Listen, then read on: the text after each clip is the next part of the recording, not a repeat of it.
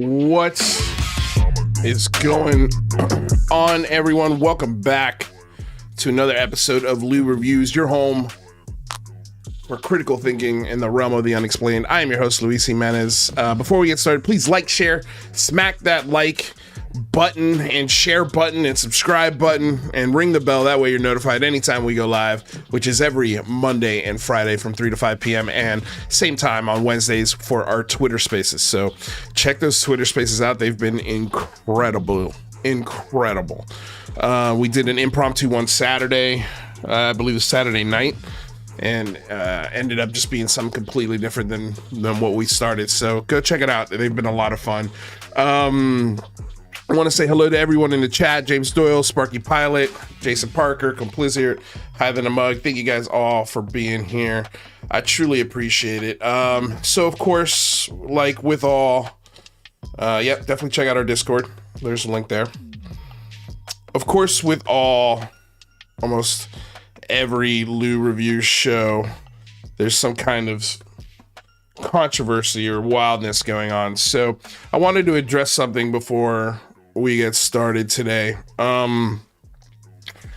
Last night it was Mother's Day all day yesterday, so I spent the whole day driving up and down from San Diego back to LA, spending time with family. It was an exhausting day. And when I got home, I popped on a couple spaces, just listening to see what people were doing, what was going on, because I had some time to kill. And I stumbled upon, of course, an unrecorded space. I can't even remember the title of it, but it was something along the lines of, like pity party for Kimballson, or we're talking about Kimball Mortensen, or whatever his name is on Twitter. And then when I pop in there, and it's just people going off and super angry and vile and talking shit about Kimball and accusing Kimball of doing all of these really awful things, when Kimball's the guy who's buying laptops for people. It's been Kimball who's been the one who's been reaching out to, so to speak, both sides of the aisle when it comes to this conversation. I don't agree with everything Kimball does, but I've also never had an altercation with Kimball where we've dehumanized each other. When I stumbled into this space last night, I saw first off, right off the bat, that it was being, actually I have a picture of it because I posted it last night. So this right here was the space. UFO Slumber Party, Kimball, we all love and support you. And then you go in here and it's nothing but 1, 2, 3, 4, 5, 6, 7, 8, 9, 10 people against one guy. And some of them are giving them positive messages. Some of them are being outright fucking really harsh to them. It got me to a point where I reached out to Kimball privately. I was like, dude, leave this space. Like, there's nothing in this space that you're going to convince them to stop saying the things they're saying. And they're not going to stop saying the things that they're saying because it's a gang now. It's one against all of them. And this is not helping you. He responded with, you're right, basically. And, especially when I stumbled into this space, it was Heather Birdie, of course, going really, really hard on Kimball, and Panda putting his hands up as if he's Mr. Innocent. And there have been so many people besides Kimball that have called Panda out for this kind of behavior, where he will say awful things about you behind your back when you're not around in an unrecorded space or in private messages to other people. And then in public, when you find out about it, you'll call him out and he's like, oh, I've been nothing but nice to you. You've been so fucking nice that you guys drove Kimball out of this space and into his own space where he had to start recording his own space, which by the way was over 4 hours long. And he asked me to join it, and I told him, no, I'm going to sleep. Like, I'm not going to join another space where somebody's freaking out about the things that Tupacabra and Red Panda and Heather Birdie and the people at Skyfire News and UAP Mike and fucking King Milk for. I'm done listening to the spaces where people are fucking screaming at the top of their lungs that these people are fucking evil.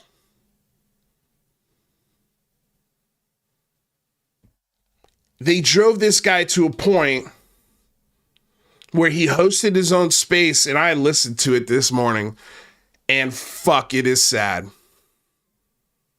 And since then, he's deleted it because I made a clip of it because to me, it was the most shocking thing I'd ever heard in a Twitter space. An admission that I never heard anybody actually say out loud. And it shocked the fuck out of me. And I was like, what kind of people keep pushing a person to a point where these things are coming out of their mouth? I can tell you one thing, it's not your fucking friend. In that clip, Kimball was simply asking for an apology on the things that were done to him from the people who did it to him. And again, these are people he's bought fucking laptops for. And because he got a big interview or, you know, scored the Jason Sands Twitter space, people got jealous. And they got upset. And they turned that jealousy on Kimball because he just happened to be the guy who hosted the space. And how did they do it? They mocked him. They made fun of him. They used an AI voice of him to say really awful, terrible shit in the interview that he never said. And sure, on the surface, it's a joke, buddy, ha ha, but it clearly upset him. But I think what upset him the most were the tactics of his so-called friends to make him look like an asshole in every single social interaction that is had on these spaces. Every time for the last 2 or 3 weeks that I've gone into a space, either anonymously or publicly, the conversation always goes to how much people hate Kimball now. And he's been getting this for 3 fucking weeks from the same group of assholes. So I clipped that audio. An audio that he, by the end of it, is crying. And is really genuinely thinking about harming himself. And to me, I look at that as a cry for fucking help. But it's also a valuable moment to show who these people really are. And when I say these people, I mean Red Panda, Heather Birdie, Tupa, and the Keemstar Skyfire bullshit news station.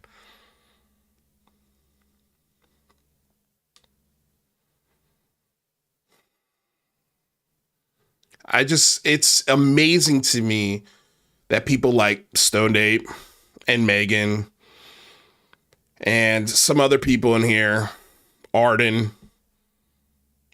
cozy up to this asshole and be buddy with these assholes when they're driving people to say, I want to kill myself. What's the point? I'm putting in all of this genuine effort. I'm buying people fucking laptops. I'm trying to help them, genuinely help them. And the second that they have an opportunity, they shit all over me and do it relentlessly. And then host slumber parties saying that how much they love and support you after they've been attacking you for over a week. They're gaslighting you in real time.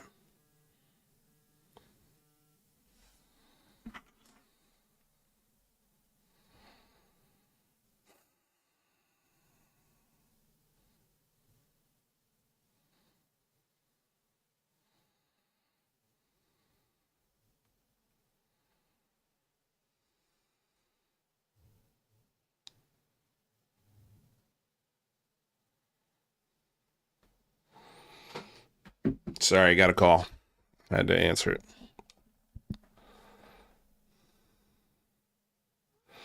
Now, I clipped that.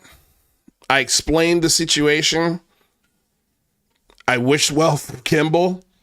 And then I put a suicide hotline number. So if you are feeling these same things, there's a hotline that you can reach out to. Instead of trying to reach out to these people over and over and over again. Only for them to what?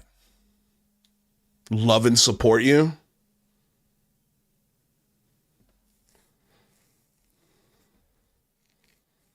It's fucking gross. But I'm the bad guy. I'm the bad guy for clipping and posting that moment. That space was 100% publicly available until I made that clip highlighting how fucking sad it was.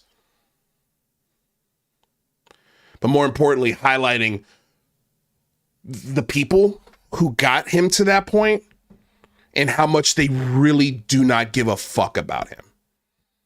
Because instead of saying, I'm sorry, Kimball, I didn't know I made you get to that point. Let's talk about this.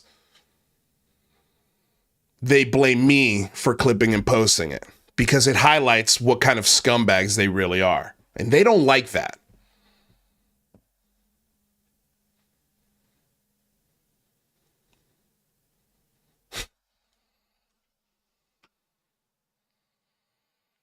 It's insane to me.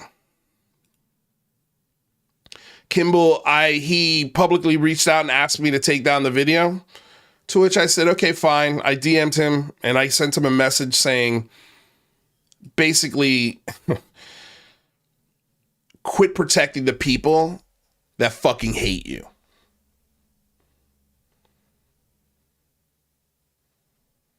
That's some kind of cycle of abuse within this community where people literally stab you in the back and then you turn right around and give them a hug.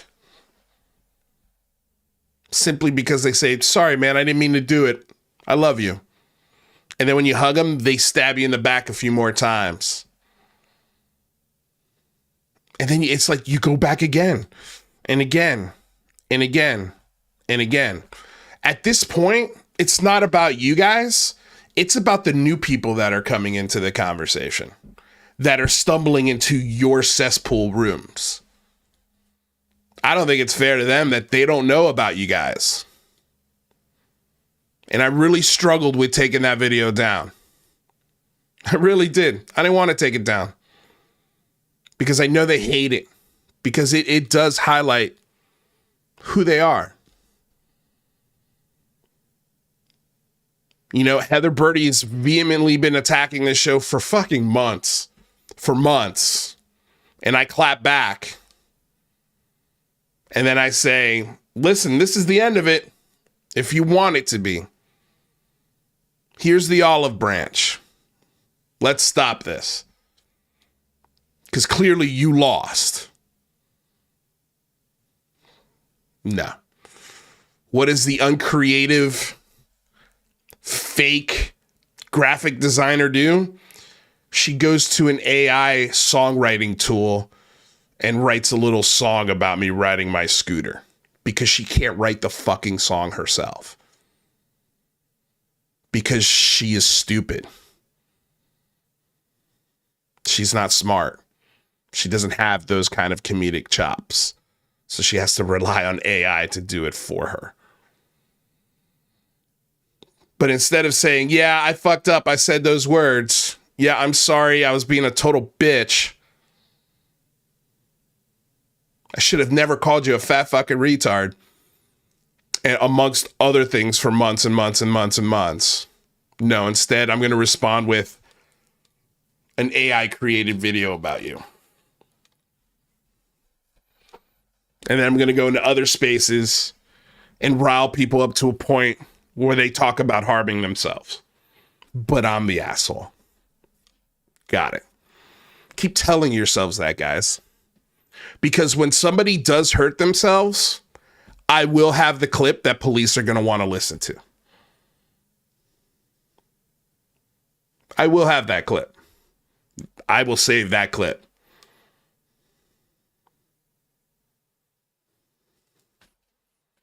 You guys are playing with a fucking powder keg and matches. And this is the closest I've seen it to exploding in real time.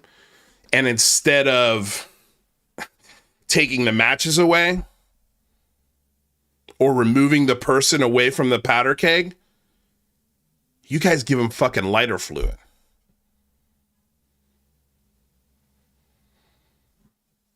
You guys are fucking gross. And yeah, I'm going to be documenting a lot of your shit. Anonymously. Because I know if I'm there, you won't say it. And I have to be in there, or at least in as many as I can be, because you guys don't record the spaces. I wonder why.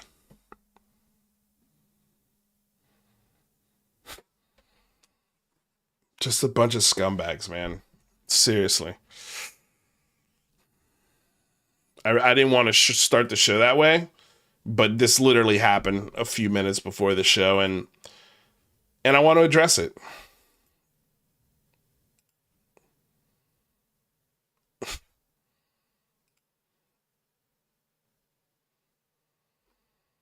It's so fucking weird.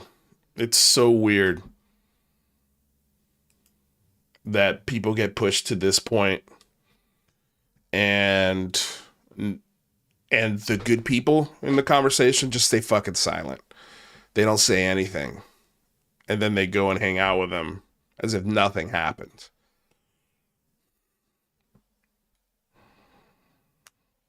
It's fake as fuck. It's fake. Like, you're hosting spaces with Doomer Daddy. You know how fucking insulting that is to me?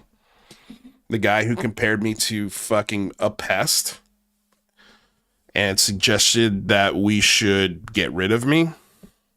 That I'm an easy problem to get rid of.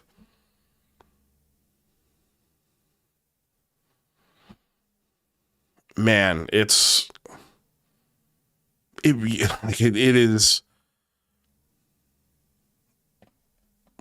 so fucked up.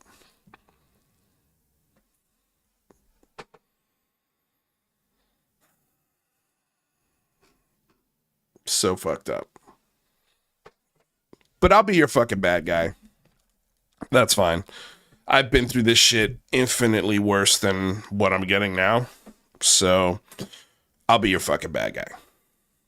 You want to direct your ire on me? Fucking go for it. But you're still scumbags. Like genuine scumbags. Joshua, Sam, and Heather.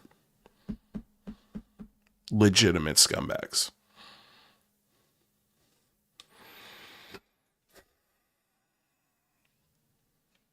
Honestly, I am starting to understand, not empathize, not agree with, but starting to understand why people went after you guys the way they did. Because you drive them into a corner where the only reaction is extreme. And then you put your hands up as if you're all innocent. And you're playing their friend.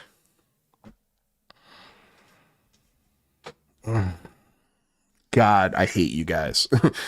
I hate Skyfire News. I hate Tupacabra. I fucking hate Red Panda. And I hate Heather. Like, I genuinely hate them. Such fucking awful people. Such awful people. Like,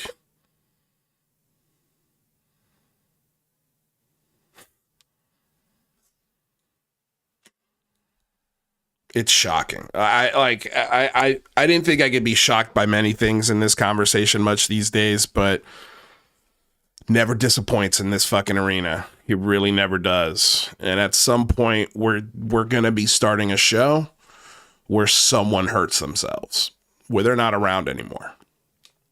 And everybody's going to go, oh my God, what happened? Oh my God. Oh, how did this happen? How did this happen? It's clear as day. And don't worry, I'll help the detectives figure out how this happened, because I'll have the recordings of it. So keep doing your fucking spaces. Keep talking your shit. Keep implicating yourselves into this nonsense. Keep going. You think you're not being recorded? You probably are.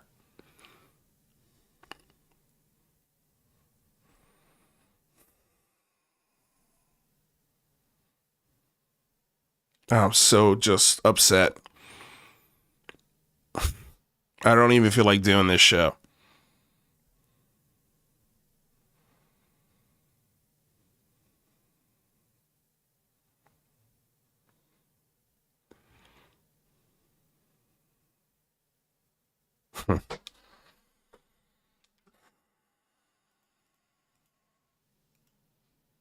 Really is gross, man.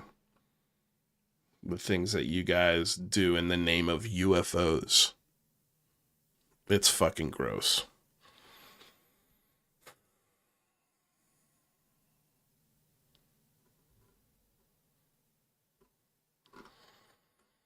All right. Where do we want to start? Good Lord. I guess I'll read this here from Craft Beard, because this was a conversation that we were having on Saturday, and it has to do with abductees, and sort of, we've been really diving deep into the psyche of abductees and how memories work and how the human mind naturally works into sort of coming to conclusions on things. We went over John Mack's work. I mean, we're scratching the surface on a lot of this stuff in these conversations. So you're going to want to be around for our spaces, which are always recorded. And I promise you, no one will ever be fucking talked to a point where they have to go start their own space and talk about hurting themselves because of what happened in our space. You don't have to worry about that. Everyone's welcome. But this was interesting. He writes here, here's a perfect example of the kind of fantasy proneness and absorption common to UFO abductees. This is from an abduction researcher, David M. Jacobs' website. Notice how he describes a usual abductee, and notice his absolute willingness to believe that his client had actually been abducted on her way to his house, despite her believing that she could bend time. He believes the abduction story retrieved under hypnosis, but not her claims about being able to bend time. UFO abduction researcher who is sympathetic to their claims, even he notices how unusual many of their claims and lives tend to be. This is exactly what we'd expect to find if the fantasy proneness absorption explanation for abductees is true. This is precisely what a fantasy-prone individual looks like in real life. In fact, notice how he describes the usual abductee experiencers. They tend to be able to see ghosts, speak to loved ones, travel on the astral plane, etc. This is by the admission of a prominent... Let's see, what else does it say? Huh.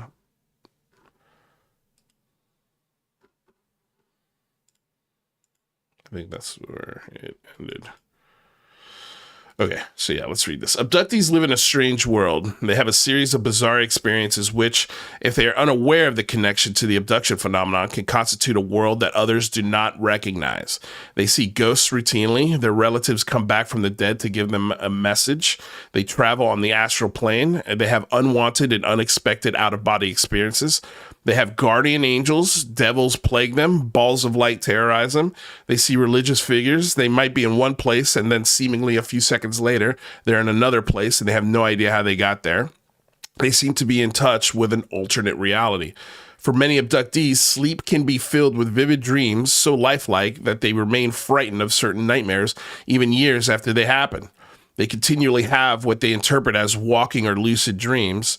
They have bizarre paralysis at night that they interpret with hypnocognic or hypnopompic. I've never read these two words. Holy cow.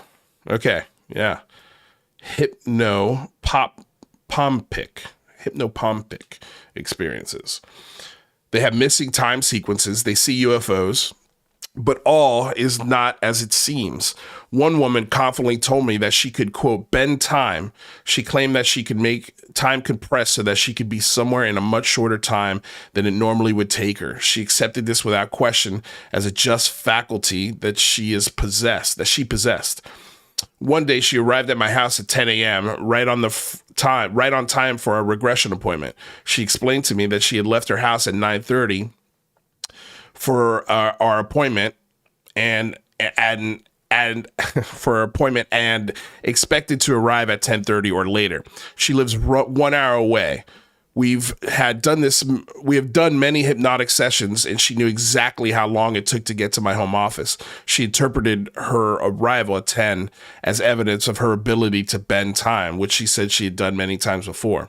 We decided to do a hypnotic session on her trip to my office. We discovered that she was abducted in her car, and when it was over, the aliens put her in her car down on a highway much closer to my house from where they had abducted her. Even though the abduction was short, about 20 minutes, she was able to arrive at my house 30 minutes early. She had not bent time.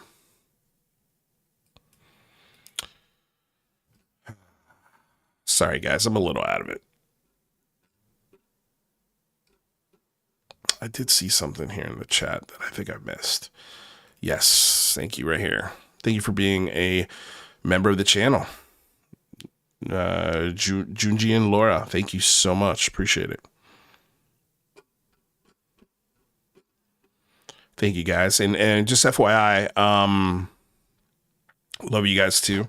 We're doing, I don't know if you guys noticed, but my members, I released a video on Saturday, I believe, for all of my members to watch a full 48 hours before today. So I think that's the way we're going to do all edited videos now. My members will get early access to it. And then it'll be available 48 hours after that. So if you want to be a member, that's a way to check out some of these videos early. Again, no secrets. There's nothing revelatory behind our paywall, just content that I work my ass off on. And, I think it's good content. The last video we made was me and Science Bob having a pretty decent debate. And we were talking about Kirk Patrick and Skinwalker Ranch. So go check it out. It's a fun video. All right, let's see here. Here's little Marina Seren in her little Nazi uniform. She's such a perfect little Nazi. Okay, so this is what I wanted to talk about. Not this one. There was another. I guess let's talk about this one first. So this is Ross Coulthart. And I don't know if we played this one. I don't think we did. But this is Ross Coulthart. I think the most interesting part here at the end is kind of what I'm interested in.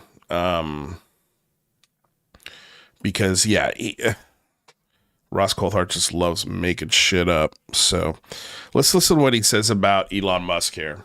Said, well, he would say that, wouldn't he? And let's be honest about it. If Elon... SpaceX with the Starlink constellation has roughly 6,000 satellites, and not once have we had to maneuver around a UFO. What would you say? Okay, there was a delicious scandal in England in the 1950s, Blake, when a young woman was accused of having an affair with a British politician, and he categorically denied it. And Mandy Rice Davis said, well, he would say that, wouldn't he? And let's be honest about it, if Elon Musk had been briefed into a UFO crash retrieval program, and if he had been told by the Defense Department that his SpaceX contract was dependent on keeping it secret, I'm sure he would keep it secret. I am told, in fact, I've been told, not necessarily officially, but I've been told by people who are aware of what Elon Musk and SpaceX are up to, that he has been read into parts of the program. But at the moment, he's taking the position he's taking. Let's see how long that lasts for. Have you ever reached out to Elon himself or about that? I had the privilege of interviewing Elon Musk quite a few years ago before I got into the UFO subject, and I've tried multiple times to get him to talk to me about UFOs. He's been a bit shy. Ross, we got to leave it there. Thank you for the time. Yeah, we gotta leave it there. Shut up. Just stop. No. So he's never talked to Elon Musk about UFOs, but he claims that Musk knows the UFOs are there, and the reason why he's not talking about them is because, well, he'll lose his contracts, as if the government doesn't need him more than he needs the government. They're the ones that went to Elon Musk begging him to do this because they ran out of fucking funding. So I don't think they're going to be putting any sort of rules like that on Elon Musk. If he runs into an unidentified flying object that is piloted by aliens, I promise you there's nobody on the planet that is going to stop Elon Musk from saying something. Just more stupidity from good old Ross Coulthart. And speaking of, we might as well get to this clip.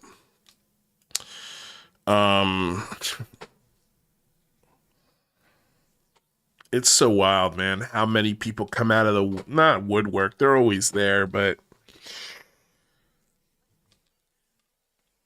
if a guy in the DOD slips up once or forgets a meeting when he definitely was in that meeting, it is the biggest fucking confirmation that everyone and everything is a lie. But if you catch Lou Elizondo blackmailing and fucking lying to people, no big deal, right? It's just humans being human. When you catch Ross Coulthart lying about a ship so big it can't be moved, nobody bats a fucking eyelid, no big deal. When you've got David Grush, supposed whistleblower, who's not a whistleblower, David Grush, lying about his interactions with Arrow, saying that he's tried multiple times to get an interview with them, and that turned out to be a lie. Not a big deal. But the guy who's done 20,000 meetings in a 7-year span, 40,000 meetings in a 7-year span, that's the one that you guys want to fucking yell about and make a big stink about. It's the dumbest shit I've ever seen. It's so fucking stupid. But let's listen to Ross Coulthart and Bryce Zabel and their logic. No, I just think we have all these shills for the Pentagon who are basically saying, oh, he didn't talk to Arrow, he lied. Look, it's only, I actually don't understand. I've had a lot of people asking me, how's David Grush feeling under all of these attacks? There's a lot of froth and bubble from self-important people on social media who have accused David of lying. I talk regularly to people in Congress who strongly believe the veracity of what David Grush is saying. And if you remember, people forget so easily. You had various congressmen, congressional representatives, and senators all verifying the authenticity of what David Grush. Now listen to what he's about to say, because this is the bullshit that he puts out there every single time, and it's just not fucking accurate. Oops. Is saying. And if you remember, people forget so easily. You had various congressmen, congressional representatives, and senators all verifying the authenticity of what David Grush said when he gave evidence. Frankly, the Inspector General of the intelligence community made a finding that David Grush's allegations, which included, by the way, crash retrieval and reverse engineering allegations, were credible and urgent. And okay, that's a fucking lie. It's a lie. Ross Coulthart is straight up fucking lying when he says that. It wasn't the crash retrievals in the alien bodies that were credible and urgent. It was the complaint that the IG received about, man, I'm just like in a totally different world today.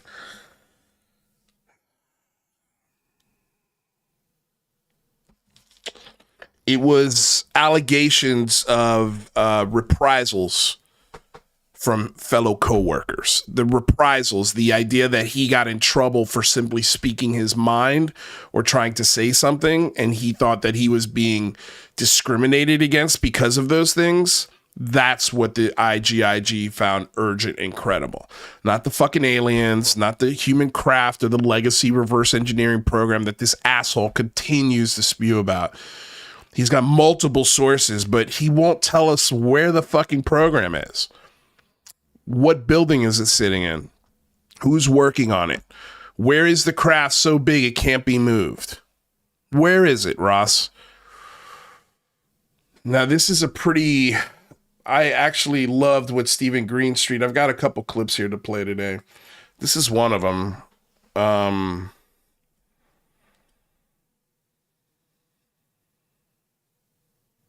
This is Stephen Greenstreet in a space that he hosted last week. And this is what he's got to say about good old Ross Coulthart. See, Ross Coulthart strikes me as the opposite of Tucker Carlson. He's like maybe trying to be someone like Tucker Carlson, but there was an article that came out of Australia that was written where they were like, Coulthart has either completely and utterly lost his mind. He's just fucking bonkers. Or he's a visionary. And it doesn't take too much digging to realize that his sources and the people he's been talking to and the stories he's been claiming are unfounded. So, which one could it be? Like, dude, when you get to the point that you're saying that people who are hiding aliens should be stoned to death and their bodies dragged around the street behind a Humvee, it's like, dude, you got something going on in between your ears. You're correct. Something is broken in your brain. Yeah. Your brain is now broken. You need to think about what you just said and its repercussions and go see a psychiatrist, because I can't even begin to comprehend that mindset. I could comprehend that mindset if it was some basement troll on abovetopsecret.com in 1998. I could go, okay, I understand this. But an award-winning journalist who says this shit and is then hired by an American mainstream media company who goes, hey, this guy wants to stone people to death behind a Humvee over aliens. Let's hire that guy as a journalist. It's like, what the fuck?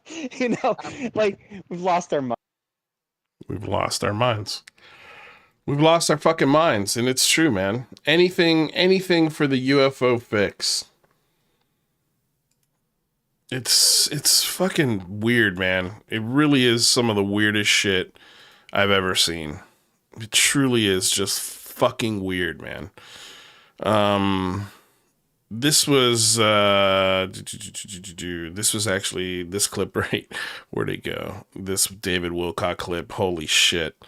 You guys, again, for those who think, oh, they're not doing it for the money. Listen to this. This is people handing him envelopes of cash so he could buy himself a new fucking refrigerator.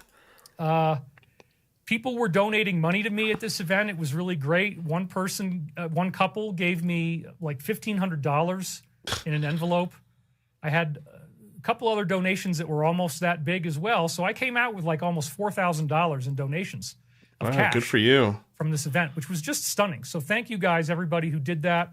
That was very, very amazing. And it really did help me out a lot. I actually was able to get a replacement for my refrigerator. So finally, on Friday, I'm having a new replacement refrigerator. It's not one of the highest high-end ones, but it is suitable. It's 42 inches wide, 7 feet tall. Oh, it's not one of the highest high-end ones. Poor guy. Profound torture. I replaced my refrigerator. I used Whirlpool has their own kind of luxury brand. It's entry-level luxury called Gen Air. So I did not get a new Sub-Zero because those are very expensive. I got a cheaper fridge, if you want to call it that. People were donating. So there's David Wilcock getting $4,000 of cash handed to him. Just here, take it. Just take it. No big deal. Guys, just so you guys know, I'm going to be probably opening up the last hour of this show just because I'm I'm over it a little bit. But I'm going to go ahead and copy the Discord link here. We're going to open up the Discord chat here in an hour or two. So if you guys want to call into the show, you can go into the Discord, join our Discord, and it'll be open to anyone and everyone who wants to come in and chat. We can talk about whatever you guys want in the second hour.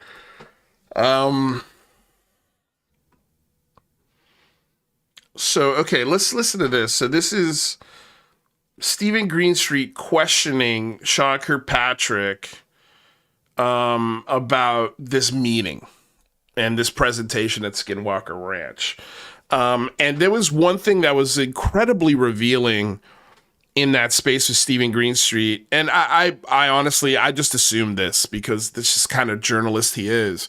But he admitted, like, all the believers, all of the people that think he's a thorn in the side of the UFO disclosure movement, the DOD and the Pentagon hate him just as much. Like, they can't stand his questions or the inquiries that he's putting in there. He's bothering both sides of this conversation equally. He's genuinely trying to get to the truth of this shit. And there's a lot of, well, now I don't say there's a lot of contradiction, but there is some weirdness to this whole scenario and this presentation that the DOD was at in 2017, 2018 with Brandon Fagal. And then here in 2024, it's like, oh, well, I don't remember that meeting. And yeah, I think we've gone into the reasons why. It's very reasonable for somebody not to remember a fucking stupid meeting like that. Especially when you're going into other meetings that have such bigger ramifications for national security. But let's listen to this clip. The second moment comes when I asked Kirkpatrick if he had a previous history working with UFOs, or if he had any previous associations with members of this core group of true believers. Before Arrow, did you have any interest at all in UFOs? Not beyond the occasional movie. Okay. Before Arrow, did you perform any duties regarding UFOs or paranormal phenomena? No. Did you attend a 2018 Senate Armed Services Committee briefing on Skinwalker Ranch? I asked him this question because in a He doesn't answer it quite as quickly. He's got to search. Oh, shit. Did I? I think I did. Probably did. previous report of mine, I revealed that in 2018, Brandon Fagal, the owner of Skinwalker Ranch, went to Washington, D.C. and gave a briefing to multiple Pentagon officials about the spooky stuff at the ranch. At the briefing were some of the members of this group. Fagal told me Kirkpatrick was not only there, but was leading the briefing about Skinwalker Ranch. He was leading the briefing. Now, if he was leading the briefing, if this was his presentation that he did the research for, then absolutely, he's got zero fucking excuse to forget this meeting. Zero. He's got to remember at least parts of it. But I don't think that's what happened. I don't think that's what happened. And again, time will tell. But if it was Kirkpatrick leading the meeting, then why are we getting stories of flash drives getting taken from Brandon Fagal's hotel room? Why doesn't Kirkpatrick have the flash drive if he's the one presenting it? See what I'm saying?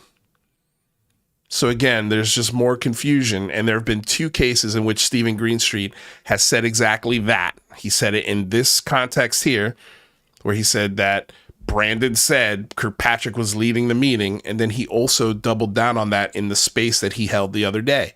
So in his notes, in his reporting, he's always referencing his notes when he does his space, and according to his notes, Brandon Fagal said that Kirkpatrick was leading the meeting. If that's the case, these things should be FOIA-able.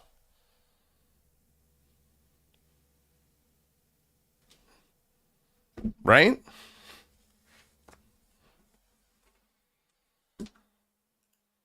Did you attend a 2018 Senate Armed Services Committee briefing on Skinwalker Ranch? No, I attended a briefing at the request of the Senate Armed Services Committee on what was at that time associated with the ATIP, AWSAP research that was going as an independent outside reviewer. And I gave them my opinions at that time. Who invited you to that briefing? It was one of the staffers. Okay, one of the staffers on SASC. Got it. And you're saying that this was like an offset of AWSAP ATIP?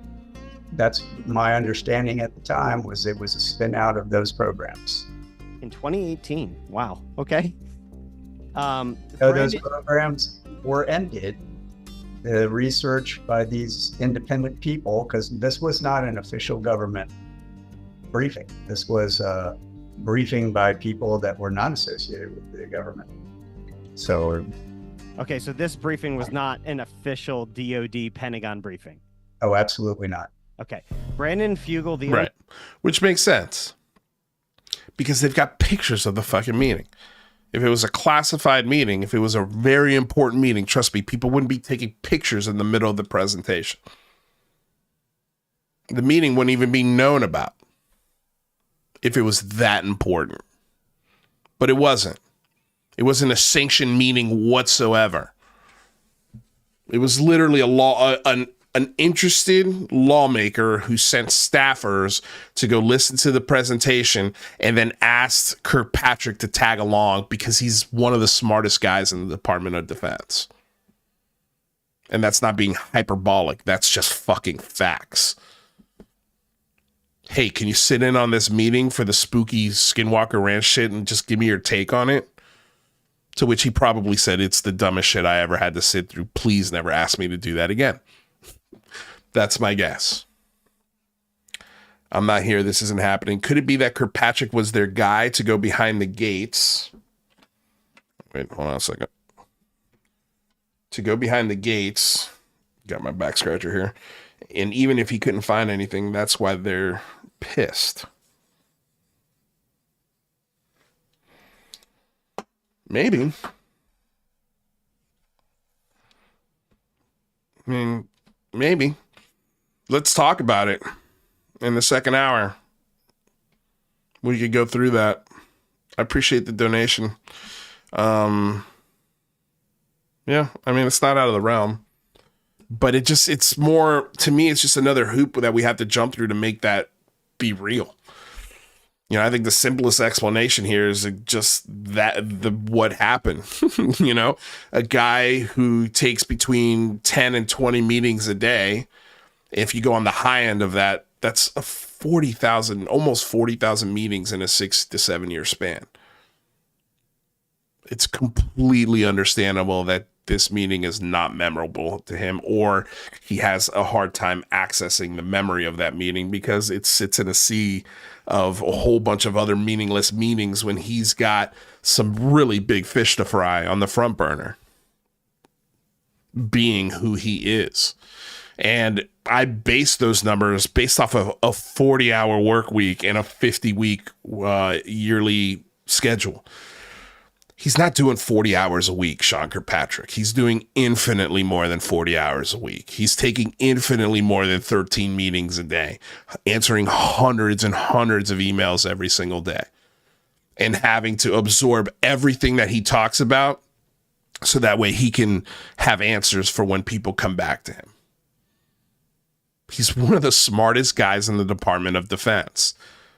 And he's telling you that we have intelligence people who are really smart, but for some reason can't decipher human tech from alien tech. Non-existent alien tech, by the way.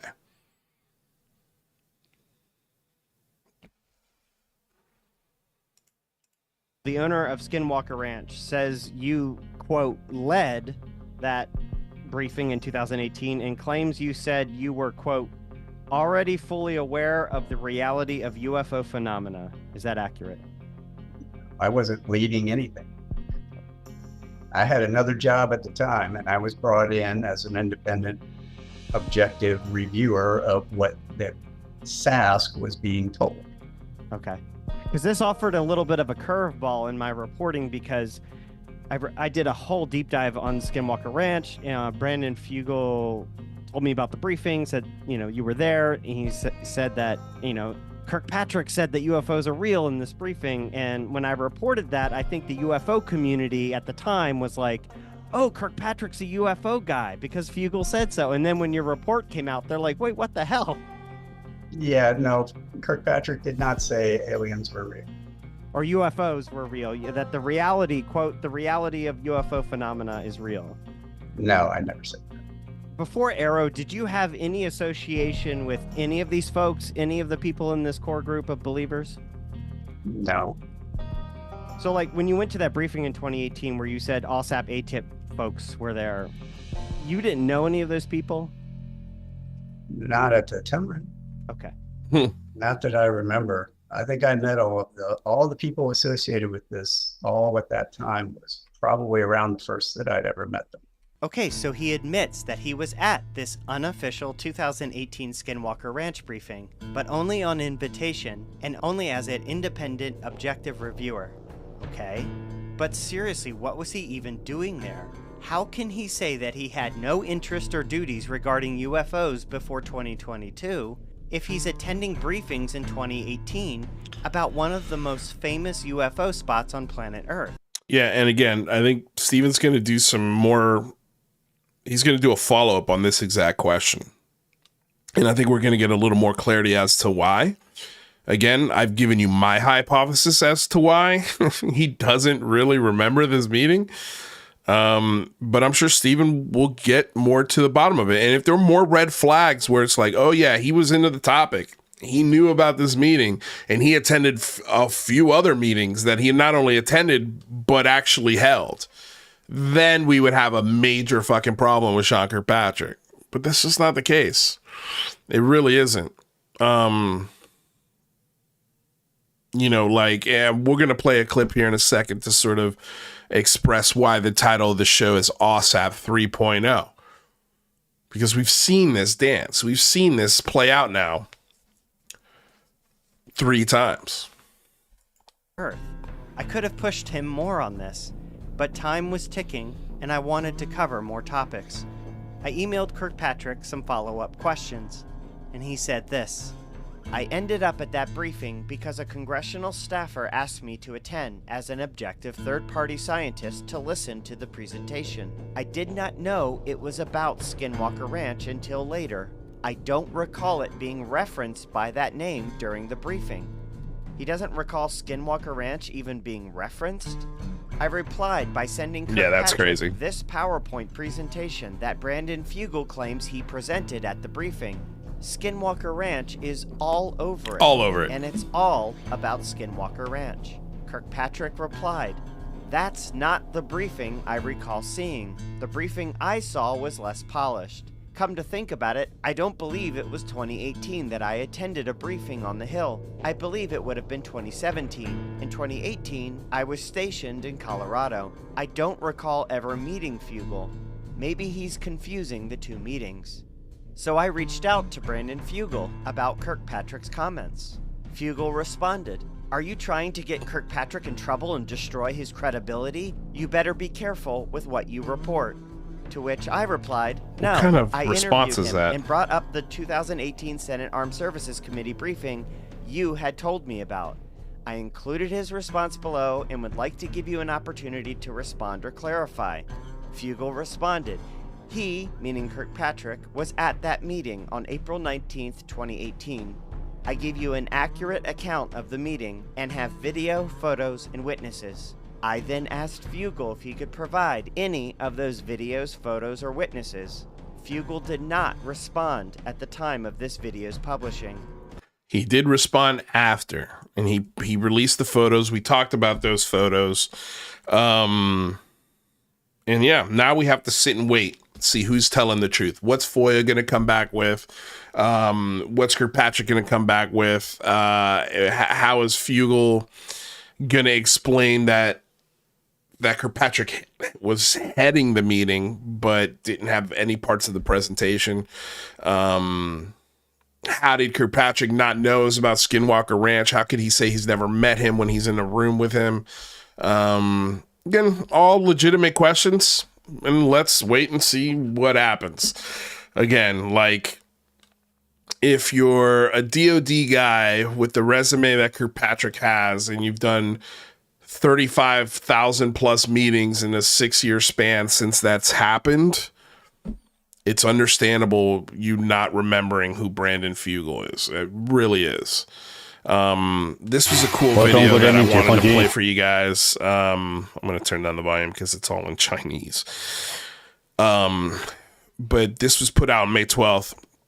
And I've been talking about this now for a couple of years. Like, and this is a really good visual representation of how scary this shit is going to get. Possibly here in the United States. Because again, look at how many drones are sitting here on the ground. Okay. These hundreds and hundreds of drones. These are not expensive.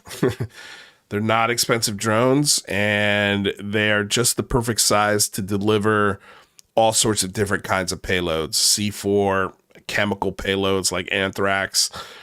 Who knows? Okay. But this video should catch your attention. Again, this is a Chinese drone company. Now imagine seeing this above Times Square or the Santa Monica Pier. How does an F-16 stop that? How do F-22 Raptors stop that many drones? The answer is it can't. It can't. And if you had that many drones fly into a populated area, again, carrying payloads of C4 or whatever, it's a major terrorist attack within the United States that could cause chaos. But forget about something like Times Square, the Hoover Dam. Imagine all of those flying into something like the Hoover Dam or the Panama Canal.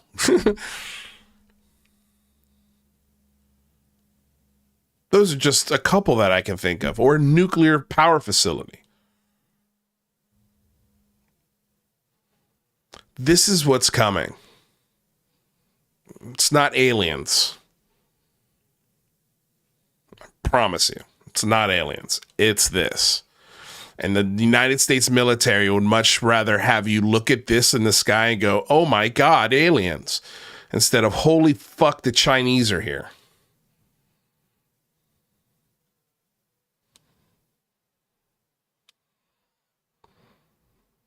Terrifying. Absolutely terrifying. All right, let's turn this on. Turn on the mic here. See if anybody pops in.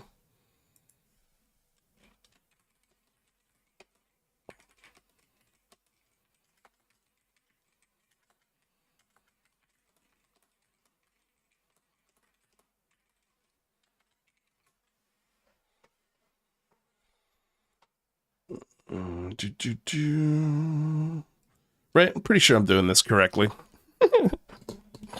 We'll find out. I don't know. Haven't done one of these at all yet on the live space, so let's see what happens here. Voice, let's go general. There we go. We'll do this. Let's see what happens.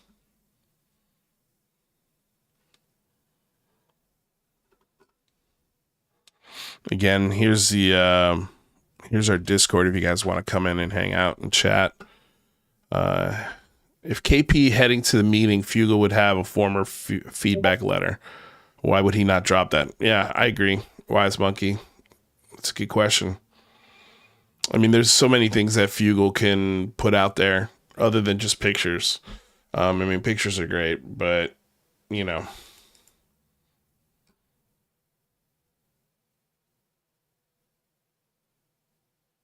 Oh.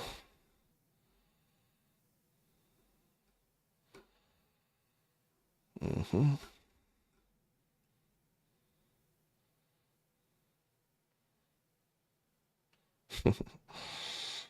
Yeah, God.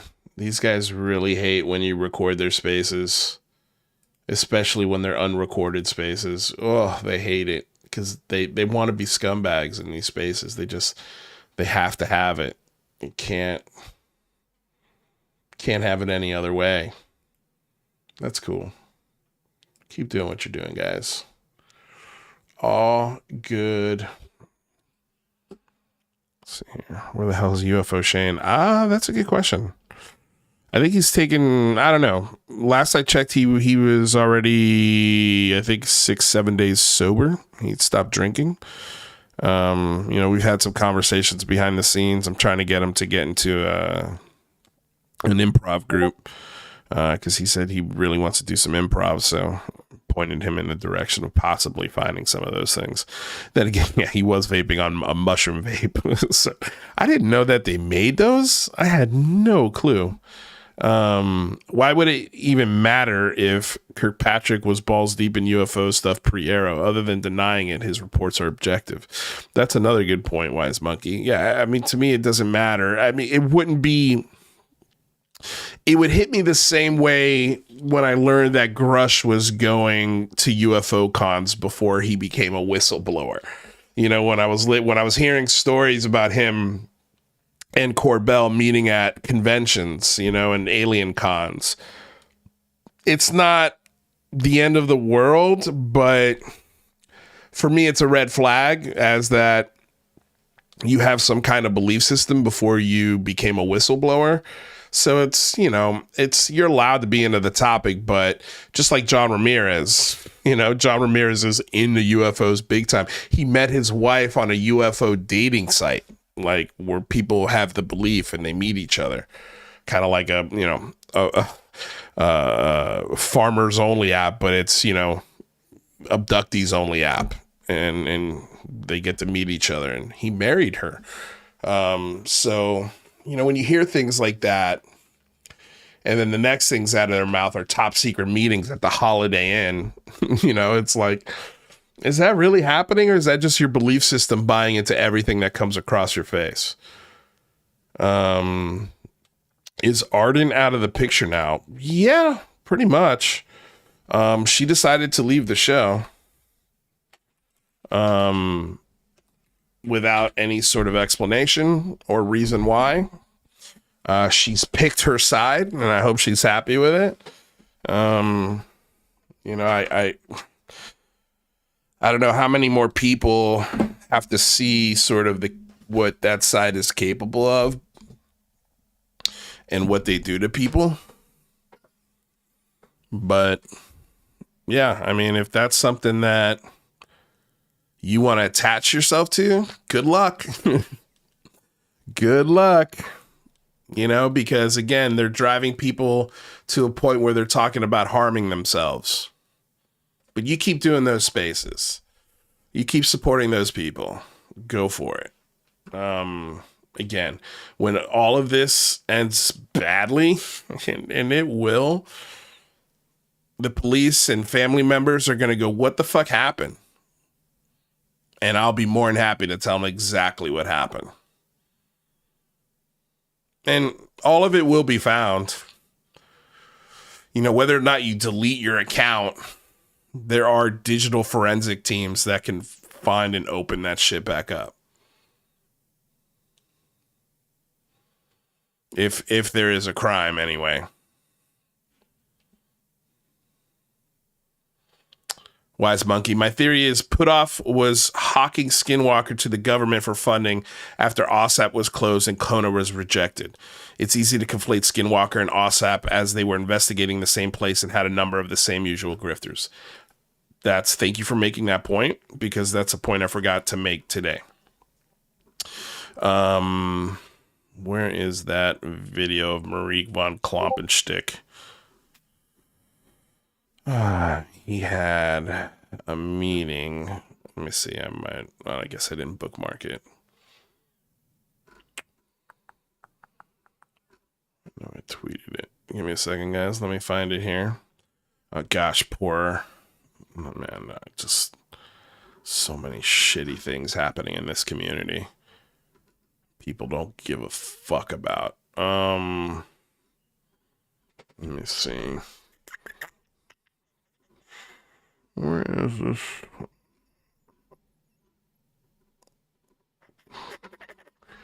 I know Paranormal Chris had posted it, so we'll go to his page. But it's an interview with Marik Von Rennenkampff, or whatever his name is.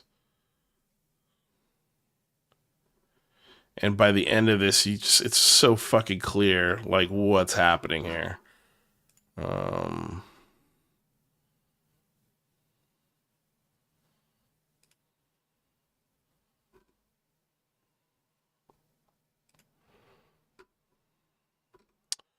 Dude, Twitter has become such a shitty place to find things. It's become so difficult, dude. So dumb.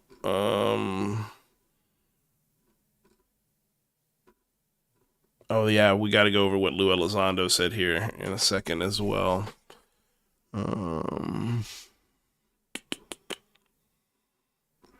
Matt Ford and his silliness. Oh gosh, where is it? Oh man, love when they make Lou look like Bigfoot, like the gimbal or the what is it? The Patterson footage? Is that what it is? That Bigfoot stuff? Oh man, where is it, dude?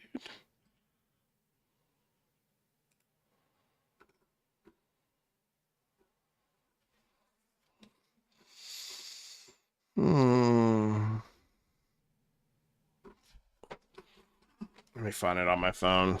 It's always easier to find shit on my phone when I'm looking through Twitter.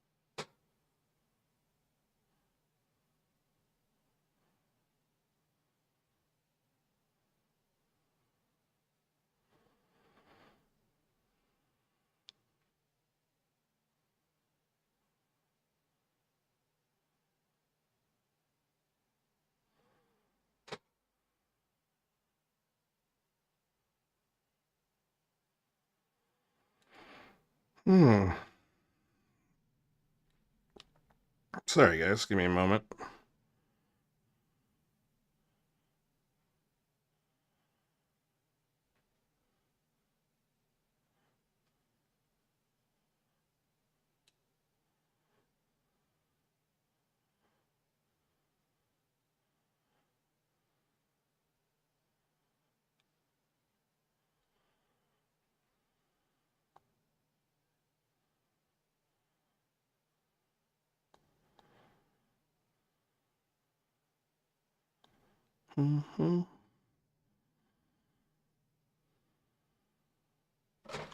Damn, dude. Would they take it off or something? Oh, here it is. Okay, I found it. Sorry, guys. Took me a second. Just bookmarked it again. All right, so here's the clip right here. And this is... Just listen to what he says, especially here at the end. Because to me, it just... It spells it out perfectly for you. One of two things is happening here. Either they're telling the truth, and that is something that obviously would be... A second. God damn, dude.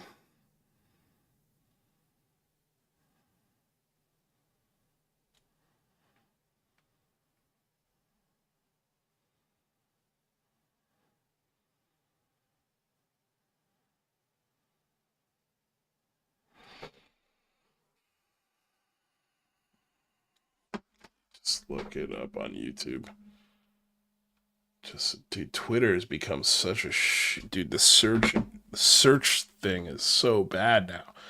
I don't know what the hell happened.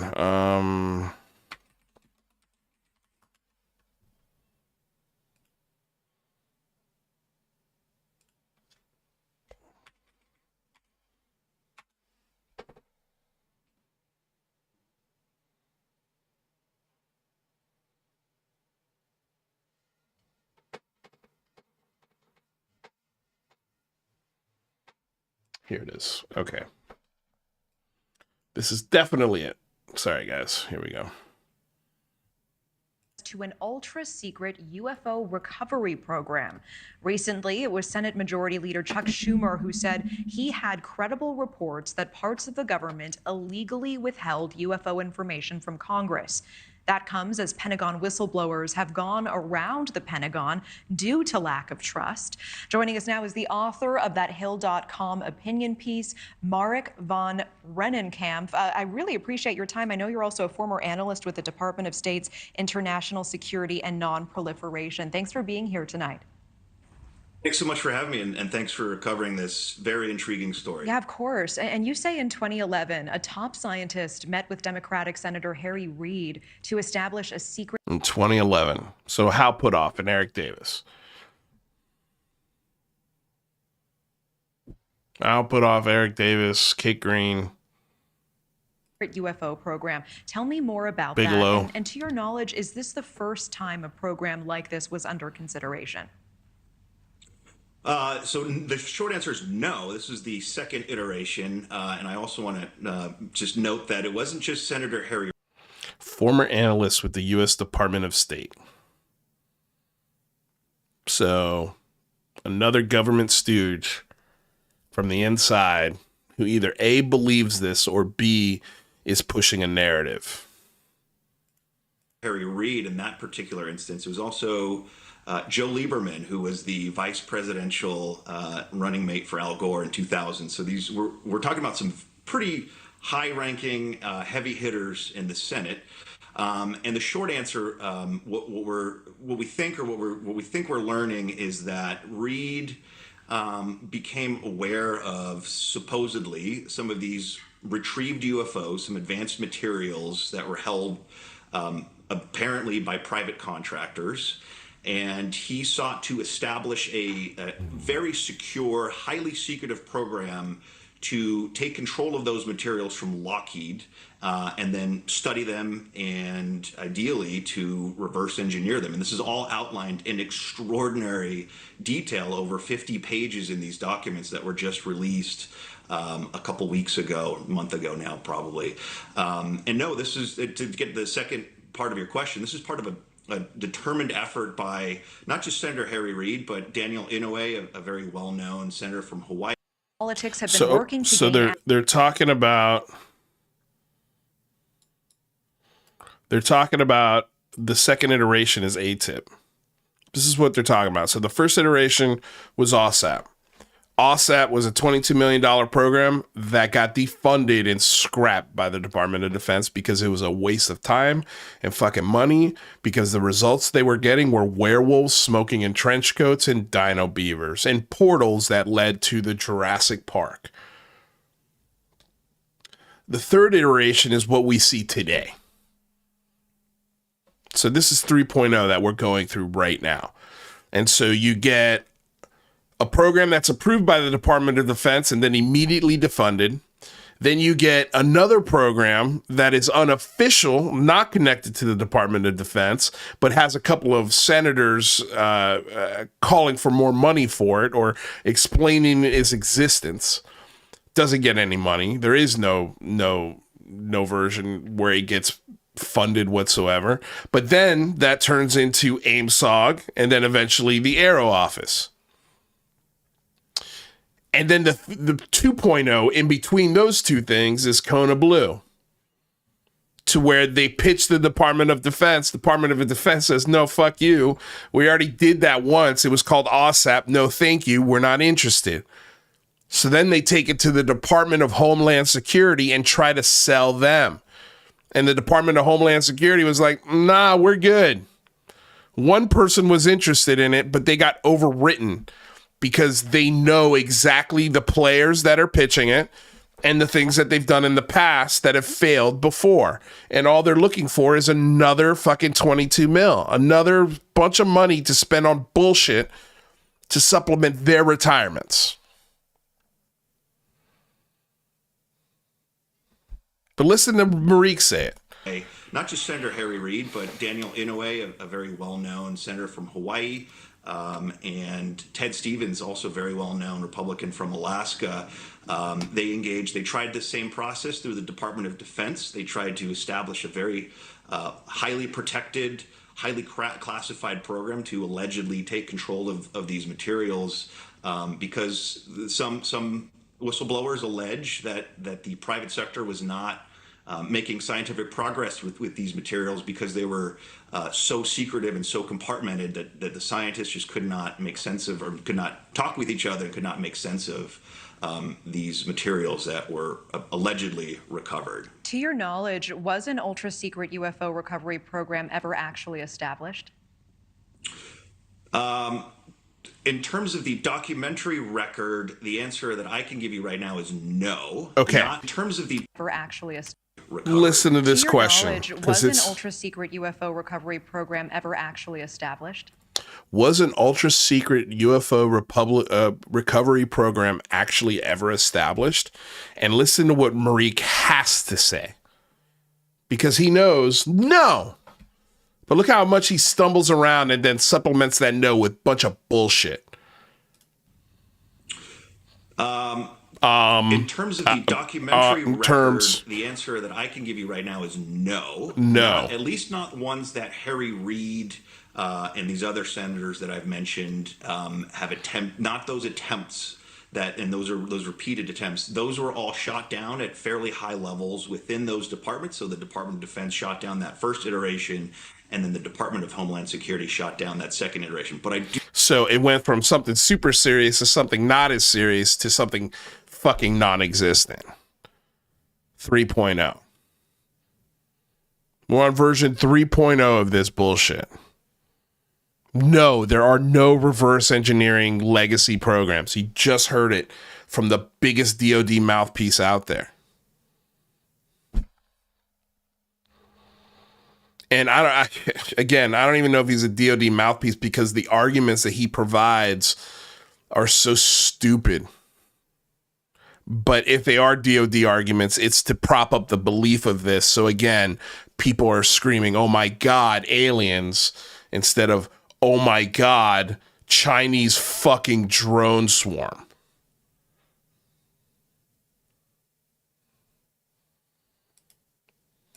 I do want to stress that this is going on today as we speak. Senator Schumer, the Senate Majority Leader, announced... Senator Schumer, who has not been debriefed by Arrow.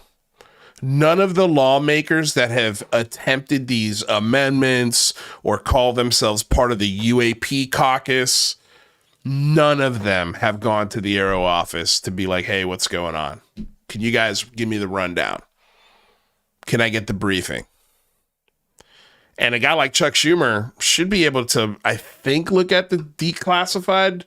Let me check on. I don't know if Schumer sits on any committees. I don't think so, but let me see. About biography services. Yeah, I don't think he sits on any committees. Voting records, sponsored legislation, biography. Yeah, in the Senate. Yeah, he doesn't sit on any committees, so he wouldn't get a classified version of that report. At least I don't think. I could be wrong on that, but again, like, he's not interested. He didn't even look into the bill whatsoever. And as a matter of fact, the bill he wrote would have made it harder for American citizens to get the data. But Marik here and his buddy of fucking dickhead misfits, they love talking about the Schumer amendment. I don't know why. It wasn't good for disclosure or transparency. But it's a name, right? And it's a piece of paper, piece of proposed legislation that nobody voted for. I wonder why. I thought this was bipartisan. About a year ago now, extraordinary legislation that literally alleges that so. And that's the thing. Marik is only bringing stories and alleges, and trust me, bros. Hey, Aawsap was real. It's $22 million. They got canned. Then they did a different thing called ATIP that had no money, and then that got canned. And now we are with Kona Blue, and we're begging people for more money to look at spooky stuff. Please let us look at spooky stuff. I'm like, nah, we're good. So-called legacy programs have recovered craft of unknown origin or non-human origin. And this is outlined in 64 pages of legislation that I think if most Americans actually read through it, they would be astounded at what the Senate Majority Leader, a very serious conservative, not in the political sense, but in a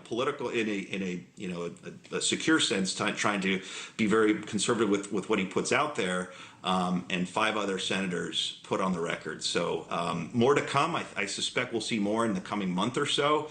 That's when this legislation, if it is reintroduced, and there's a whole long story about that, but there are indicators that we may be seeing much more of this, despite the Pentagon saying almost categorically that there's nothing to this. Thank you for watching. Go to newsnationnow.com to find. Yeah. I don't know who exactly Marik von Klompenstick is carrying water for, but it's not for transparency. It's definitely not for you guys out there who want more clarity when it comes to this discussion. All right, let's see here. Oh, yeah, there was the other thing that I wanted to talk about. What was it? Where is it? Where'd it go? What was it? Where is it? Where'd it go?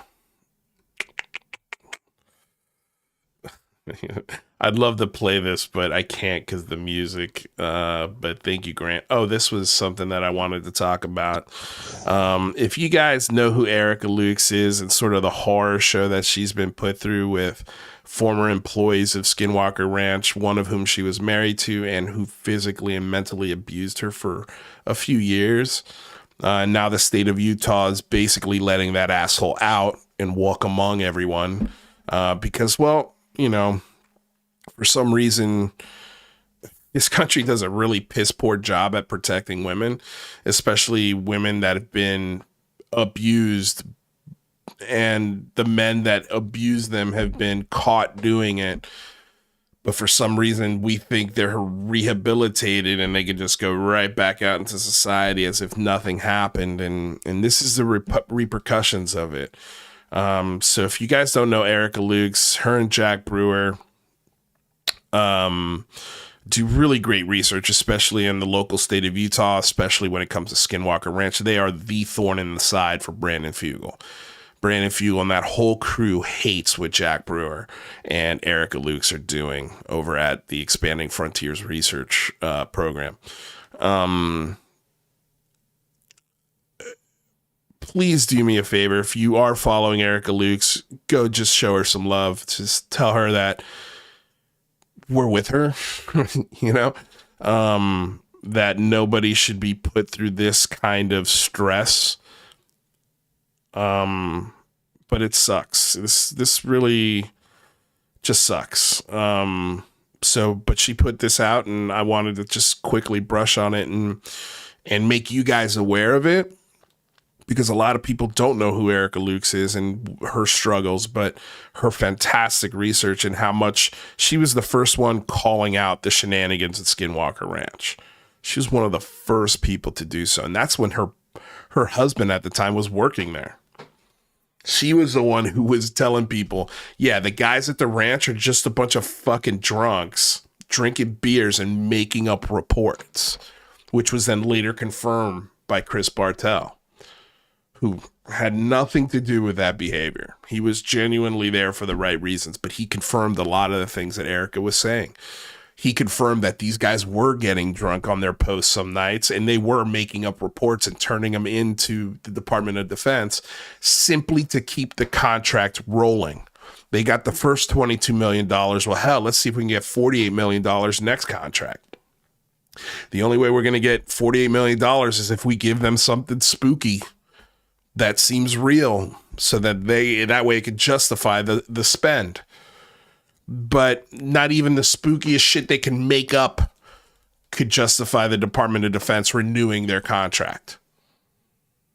Werewolves smoking in trench coats wasn't good enough. Drawings of fucking dinosaurs on the other side of a portal just wasn't good enough for the Department of Defense. It was good enough for Bigelow. It was good enough for Hal Puthoff and Eric Davis and all those other idiots pushing for this bullshit. But it wasn't good enough for Erica Lukes. And when she started talking out about it, is really when she started getting the abuse that she was receiving. So, yeah, I just wanted to play this for everyone. Hey, everyone. I just got back from 3rd District Court. And needless to say, after 3 years of fighting for my rights in court and being stalked and harassed and threatened, today, Judge Barry Lawrence just let Mr. Marks out of jail, even though he's assaulted another person, even though he's so multiple assaults, harassment, stalking, and abuse. But he gets out. Why? And those behaviors, those things that she just mentioned, are the same things happening in spaces right now. Driving people to say that they're going to harm themselves because they can't get a real human connection out of people in these fucking spaces. His release from jail in this new case. I think words can't even express the absolute terror that I have lived in for the past 5 years, and 2 with Mr. Marks, and 3 trying to advocate for myself, knowing that nobody will enforce protective orders, knowing that basically I am dead in the water, that basically my rights mean absolutely nothing as a domestic violence victim. And I will say that this is a really, really absolutely mind-numbing and heartbreaking day for me, and it should be a real red flag to any domestic violence survivor anywhere. Thanks, you guys, for your love and support.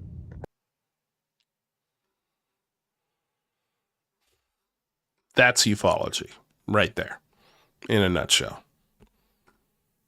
It's the second you start speaking out about this shit is when you get harassed. And in some cases, violently assaulted.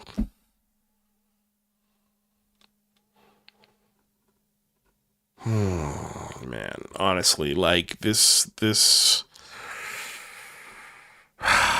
place deserves what it gets, man. It really does. So this is a tweet from Lou Elizondo.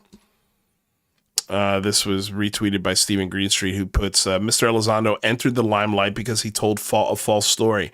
Taxpayer resources were spent because of his claims, which have since been proven to be unfounded and without merit. Truly shameful stuff here. So Lou Elizondo puts out a tweet that says, now that we have further evidence of former Aero directors lying to the public, how long will it take to make the connection to the coordinated lies between he and the Pentagon's Public Affairs Office? I suspect some in the press are already on the case.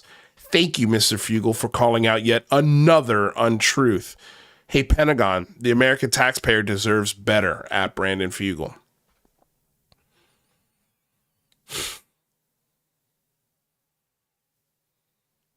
It's because of things like this that he says are the reasons why people are showing up at Kirk Patrick's house and harassing his wife and daughter. Because now he's being called a liar. God damn it, dude. I wish the Pentagon would just fucking arrest these guys already. But I don't think there are any arrests coming, and it makes sense because they believe this. They believe what, at least that's going to be the defense. If repercussions do come, the defense will be, well, I thought it was real, Your Honor. How could I be lying if I thought it was genuinely real? I know it's not real now, but that's because I don't want to go to jail.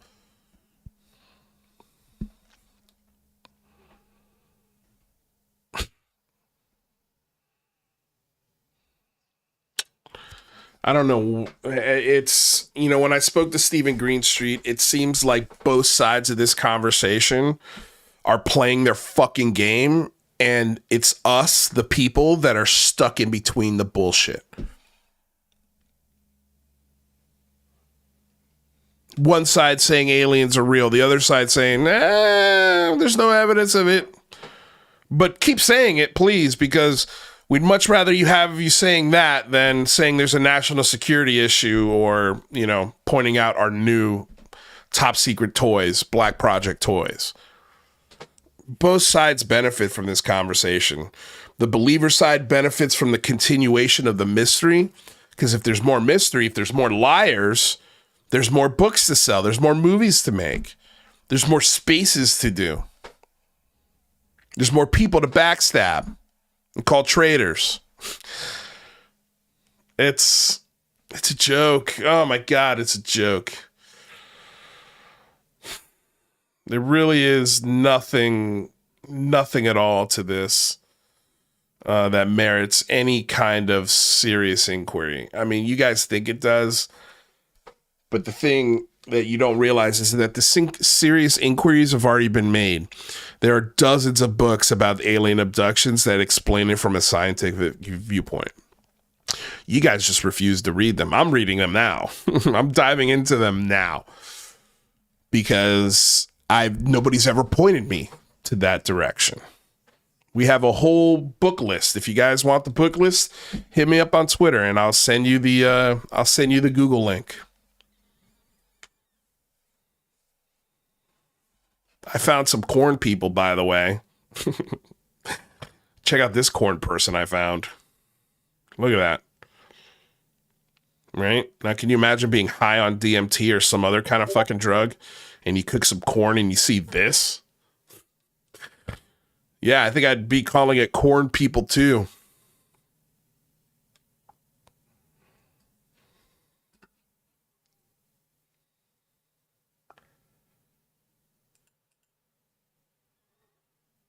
Let's see. Invite everybody.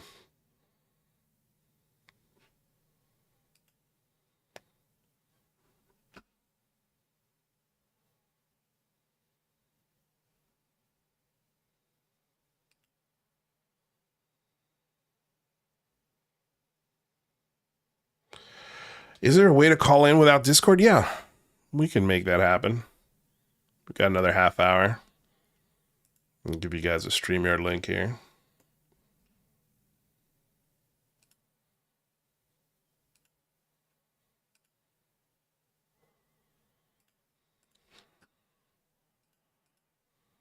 Must try DMT someday.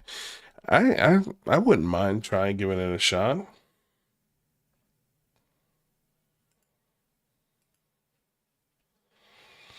All right, so that is our StreamYard link, guys. If you want to call into the show without using our Discord, that's a way to do it.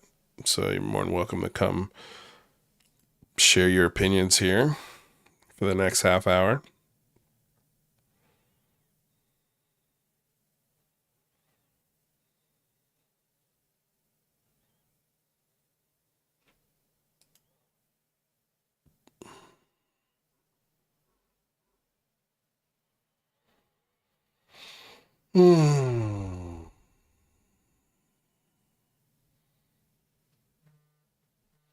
Oh, getting a phone call, guys. I must answer this one. I'll be right back. Give me a second.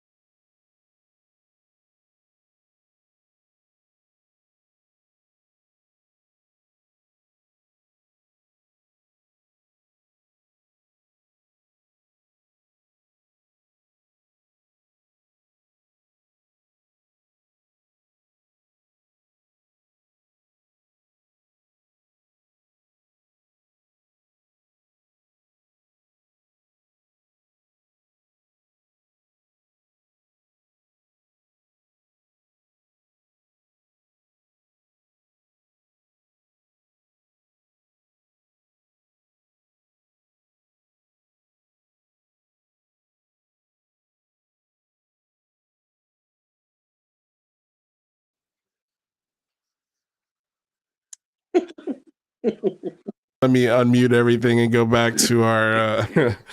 How you doing, man? Welcome to the show. Thanks for calling in.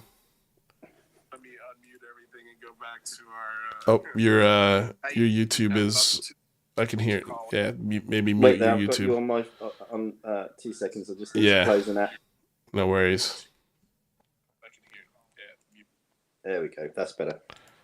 Yeah, there we go. So I just wanted to give you a quick call tonight because there's something that's been really troubling me.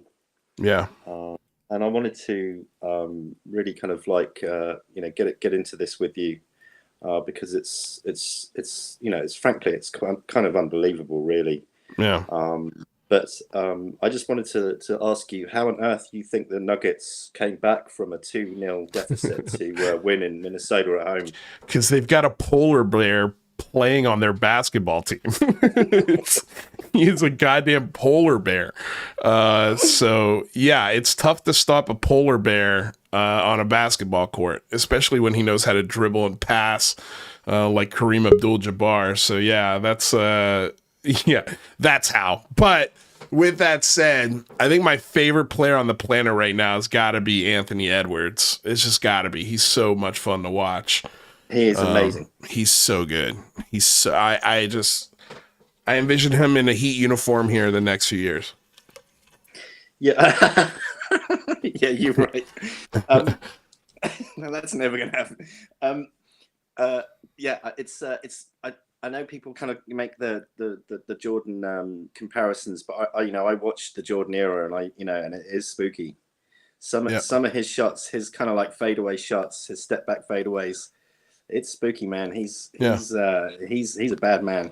No, he is a bad man. Steve Boggs, I saw you pop in here, man. If you want to come back in, feel free to.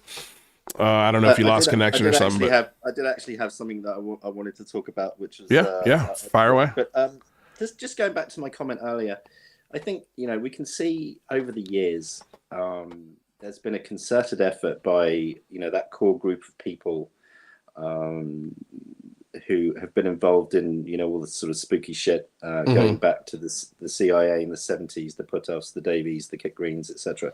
They've been desperately trying to get someone behind the gates to look at this, because I think from their perspective, if you're a person who kind of believes all this shit and is of the mind that there's even though you're working for the government, you're of the mind that there's still a conspiracy within the government, and I think that that's aided by the fact that they themselves are working on some pretty strange stuff.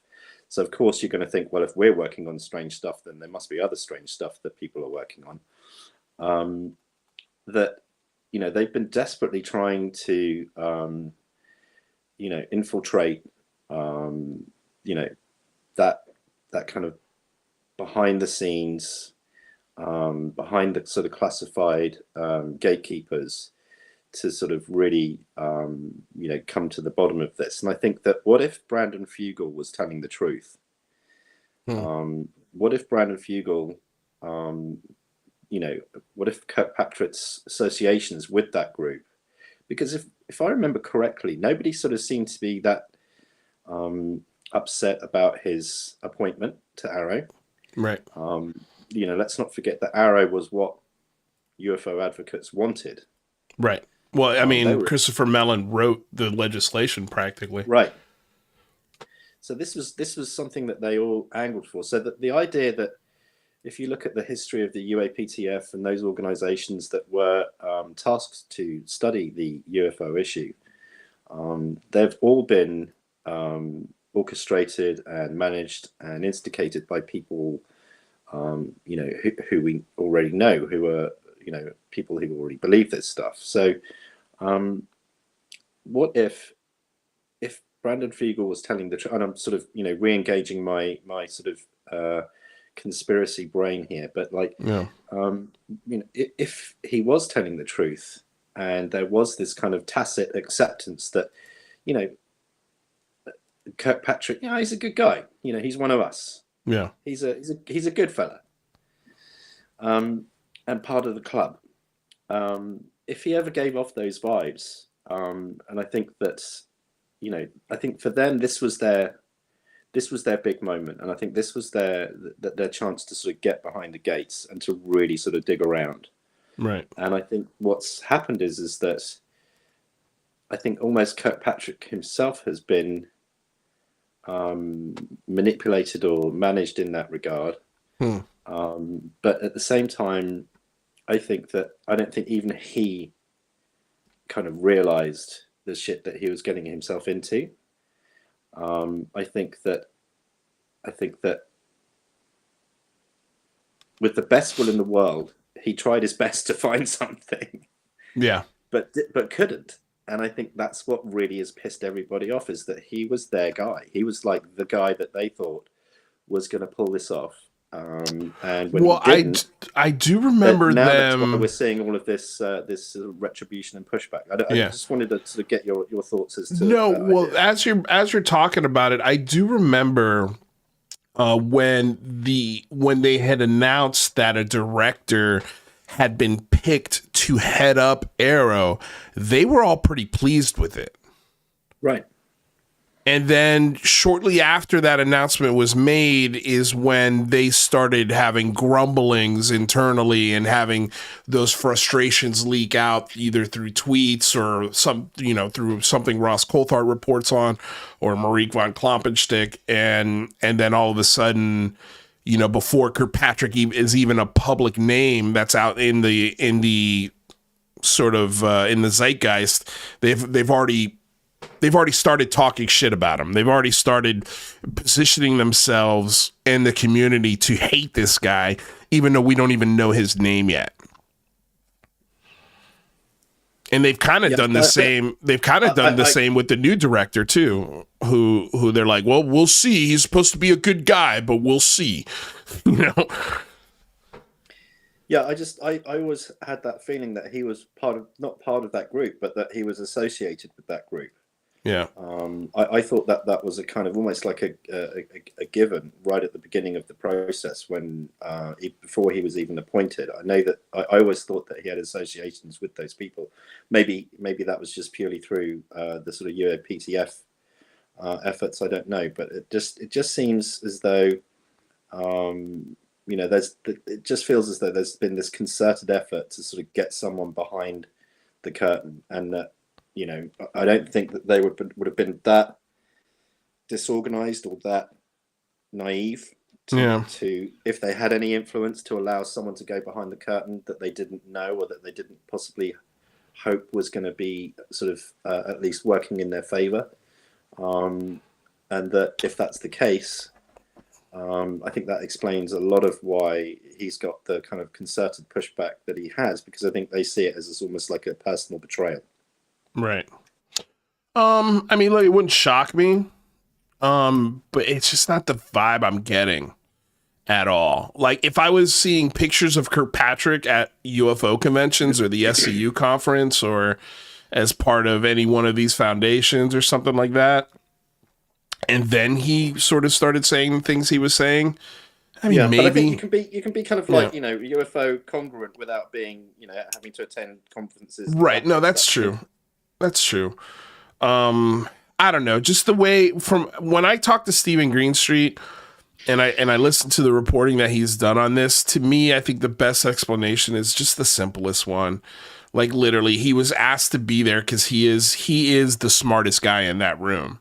And I think if a congressional staffer is asking him to be there, it's because they want to give good advice to the senator, which is John McCain. We know it was John McCain. He wanted to pass on the best advice from the best person to John McCain without getting John McCain entangled in something called Skinwalker Ranch. To me, it just makes the most sense. And when you look at the time between AWSAP and ATIP and between ATIP and Arrow, there's so much turnover within the Department of Defense. And, that it's kind of easy to see how in almost a 10-year or even longer. So, I mean, AWSAP was 2011, so over a decade of these guys trying over and over and over again to get these things approved with with different people at the helm in the DoD. So they're pitching the same story, just to different people in the same offices, if that makes sense. Right. No, I get it. Yeah. Yeah. I mean, it's interesting because, like, I just wanted to say as well that, you know, I've been enjoying your spaces lately, and I think that approach has been really good. There've been really interesting inclusions. I thought Andreas did a fantastic job, and I thought he was a really valuable contributor. And I think the follow-ups from Simon Fly and other people like that have been really, really useful. I just wanted to touch on the fact that I made a comment earlier about how, with regards to that space that you're in, talking about, you know, the guy that's threatening self-harm. Yeah. I just wanted to kind of like, I always sort of harp on about this, but this idea about, you know, you don't know who you're talking to, you don't know who these people are, you know, these are strangers essentially on the internet, and I think that, you know, you don't know how fragile or how damaged people are, and I think that, you know, there is a ethical responsibility sometimes that people need to think about with regards to, you know, I think you're playing with fire a lot with this subject. This is my feeling is kind of getting stronger on this, is that the more this conversation develops, it feels as though there could be some sort of really dire sort of real world consequences for some people.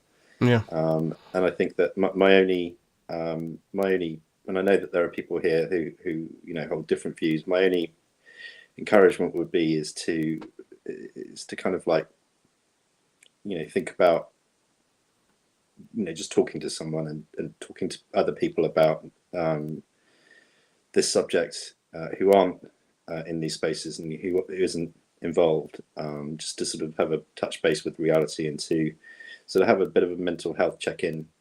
And I think that, you know, when you look at the people, I was just talking to, is it Heather? I don't know who she is, Heather Birdie or someone? Or, yeah. Who's that?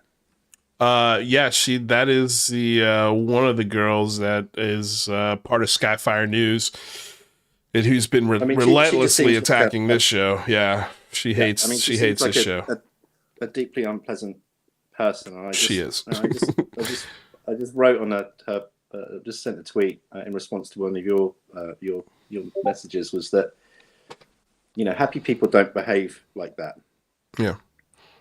You know, if you've been hurt or if you've been damaged yourself, you know, there is a tendency to take that out on other people and to damage other people, or to not recognize how that hurt is expressing itself, and damaging other people. And I think that, you know, if you're encountering people who are vicious and who are angry and frustrated and behaving in a way that's antagonistic or aggressive or whatever, it's like, you know, never forget, you know, your humanity, your beliefs should never outweigh your ability to treat other people with respect and to recognize other people's frailties and to be compassionate. And I think that if your beliefs are giving you excuses or allowing you to feel as though you can behave in that way, then I think you need to sort of really think about, you know, what's damaged you and who's hurt you, to sort of allow you to behave in that way. So I think that all I would say is that, you know, certain people need to, you know, really think about regulating their behavior slightly, and it's a sad thing to see, and it's obviously a sort of an emergent quality of the type of communication that you have on these platforms, but at the same time, you know, it's always good to remember that there are real people on the end of that post, who have lives, who have feelings, and who have you know, all sorts of things going on in their lives that you have no idea about. And also the flip side is that if people are behaving badly, it's usually an indication that there's something very bad going on in their lives. So right, you know, maybe it's worth remembering that, you know, to take them too seriously, and also to remember that they probably need some help themselves. Yeah, no, I mean, yeah, you're right. Like, You're absolutely right. Yeah, it's wild to sit there and sort of listen to, you know, when you speak about Heather Birdie, the way she was speaking to me, right? The things that she was saying about me, awful, terrible. And if I was a person who was incredibly lonely and had nothing going on in their life, those words might actually send me on a path where I might do harm to myself. And the way she spoke to me and the way that I've highlighted the way she speaks to me in the video that I made was the exact same way she was addressing this person last night. With the exact same vitriol, the exact same intent. You know, I don't give a fuck. I'm going to say whatever I want. I don't care how it makes you feel. And then But you see, and then, you know, and there's then an element of sociopathy, of pathology behind that. You know, Right. it's like, I think it's important to recognize that, you know, when you're dealing with sociopaths, you know, you're not going to be able to appeal to reason. You're not going to be able to appeal to their emotions, Right. for sure. Well, I know that, but I think highlighting who those people are is valuable because there's new people that come into this conversation every day. And I think a lot of these new people find themselves in these spaces, not because by happen chance, but because they do spaces that consume every second of the day. So that way, when the new person comes in, they're there. It's the first place that they stumble into. You know, and I think making people aware of who these people are, and calling out the level-headed, what seems like rational people that host spaces with them, you know, that support this type of behavior, you know, by literally interacting with them for 14, 15 hours straight. You know, you can't say, yeah, I don't like this person, I don't like what they stand for, and then turn around and do a 15-hour space where you're chumming it up with them. It just doesn't make any sense to me.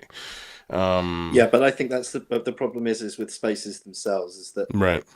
Suddenly we have a megaphone through which we can, you know, I think, you know, one of the things that Andreas said, which really stuck with me and sort of resonated with me, was this idea that, you know, some people just want to be heard, man.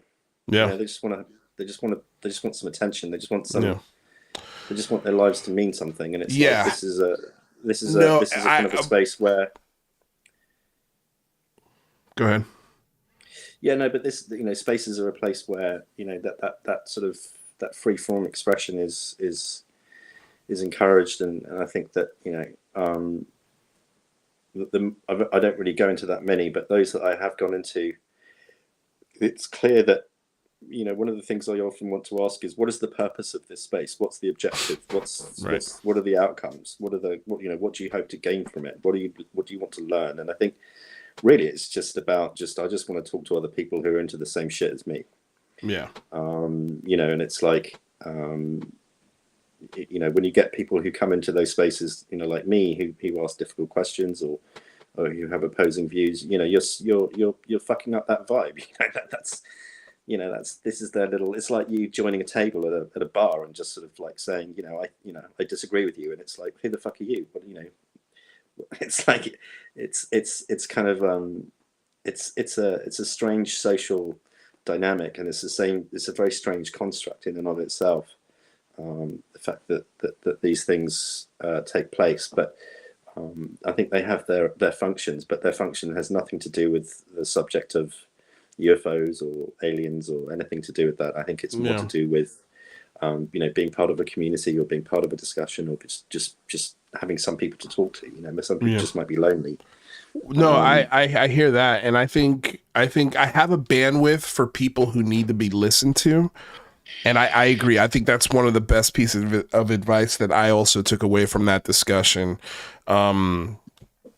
And I think that's why I'm doing the spaces that I'm doing, because that is the bandwidth in which that is allowed to happen.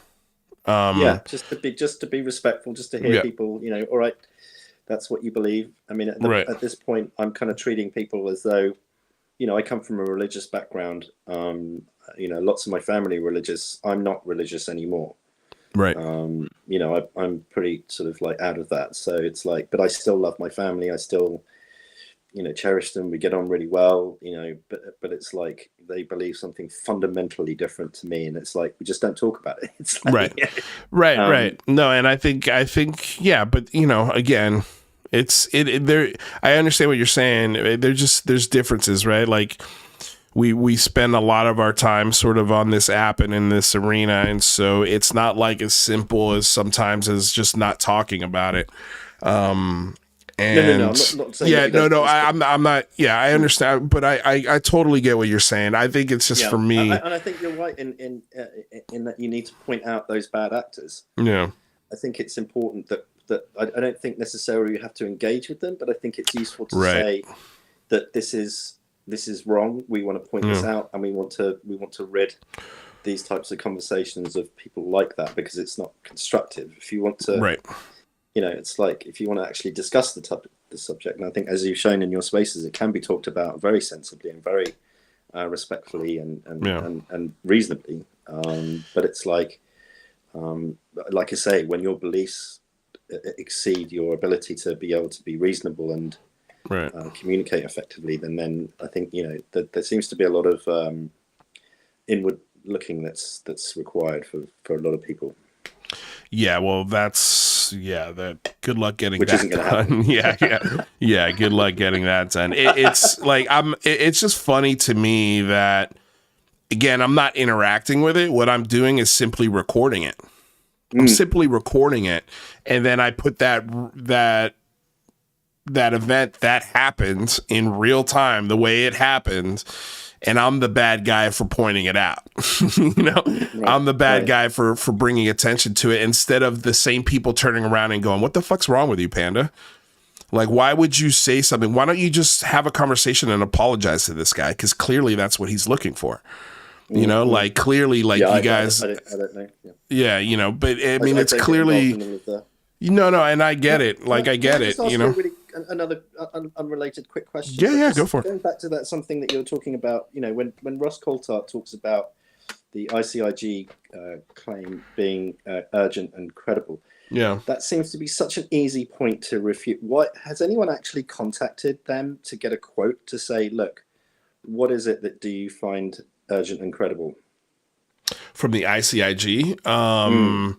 That's a great question. I don't know if an actual representative has come out and said it, but you know, when you, that seems like a really easy thing to clear up for a journalist. You would think, right? You would think. But I know from the research and the FOIAs that are out there, it's got nothing to do with alien bodies, you know. But yes, it would be a lot more helpful if the I think the reason why the ICIG hasn't said anything is because the investigation's still going on. And it's been going on for a long fucking time. I don't know what the hell's taking so long.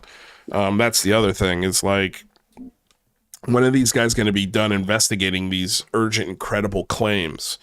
And when are we going to get to the conclusion of those urgent and credible claims? So, yeah, no, it's a good question. I'll let you get the next guest on, but thanks again. Yep. No, I think you're the only one. So, but that's okay, because we're at the end of the show anyway. But I appreciate you calling in, Pip. That was I'm not here. Yeah. I'll see you soon. Oh man, thanks for making me laugh. That was Pip, everyone. Also known as I'm not here. This isn't happening. Really great guy. Just an awesome dude to have in your spaces and in your conversations. Yeah, that's the show, you guys. This has just been such a weird show. Just so many weird people out there, and there's so many people who just love to be abused and used and manipulated. I don't know if they love it, but it's like a glutton for punishment. They just keep running back like an abuse victim. It's weird. It's so strange to me. But yeah. What a weird little community, man. It really, really is.